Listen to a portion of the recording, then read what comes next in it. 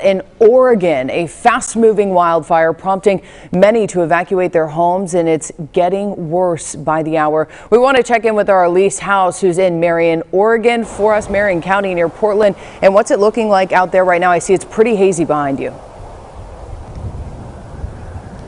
It's extremely hazy, so the smoke is really socked in this area, and we're still over an hour and a half away from where the fire itself is, but it is fast moving because it is so windy out here. So where I am right now in Salem is the Oregon State Fairgrounds, where there are dozens and dozens of cars, trucks, trailers, motorhomes, and families who are out here getting help from the Red Cross. This is the emergency evacuation zone, but I'll have you look up just a little bit. You can see all of the smoke and haze in the sky, and it actually is dark gray and orange out here. So very bizarre, very poor air quality, but we're just doing what we can right now to get as many people out of these areas as possible. These evacuations, Hillary, got really dire overnight as people were sleeping. From midnight until 4:30 and 7 in the morning, it got worse by the hour, and deputies were expanding the evacuation zones every single hour. And so people out here really only had time to grab maybe some clothes and their pets, and that was about it.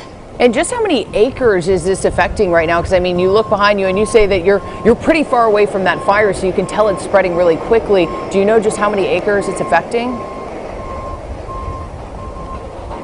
So at this point, there's two separate fires that are affecting the area where we are, and that's been spread through the Santiam Canyon. There's the Beachy Creek fire, which started in mid-August, but really picked up within the last 24 hours because of the winds. That's sitting at about 500 acres right now, still working on figuring out what the containment is. But then there's also the Lion's Head fire, which is also nearby, burning in the wilderness, and that's sitting at closer to 19,000 acres as well. And then further north, near closer to Mount Hood, there's a third fire, the White River fire, and that's also burning too. So there are multiple fires burning in this area. But another thing that firefighters are of course really concerned about because of these winds are spot fires. And what that is when they have a containment line around the fire, what can happen is when you have these high winds and these gusts upwards of 50 miles an hour, sparks and embers can fly up to half a mile or more away and create a completely separate fire out of the original fire line. And so I've already talked to some people out here. It's really sad, but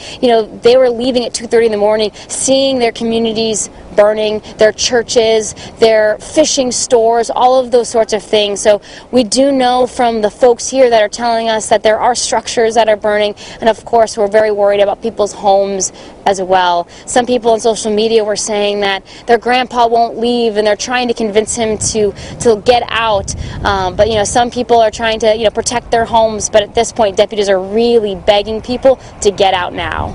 And Elise, lastly, there's a lot of crews working to put out these fires. I'm sure you have fire crews and firefighters coming from all over the U.S. to aid. Do you know just how many crews are coming in from out of state to help you guys with this?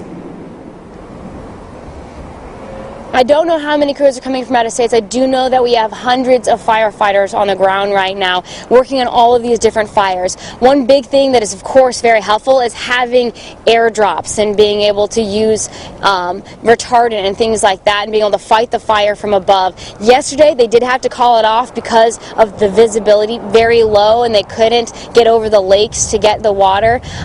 We do know that there is a helicopter up right now. I talked to the Marion County Sheriff's Office, and he says that he's hoping that they'll be able to do some water drops today. That is going to be the biggest change if we're able to get some help from above.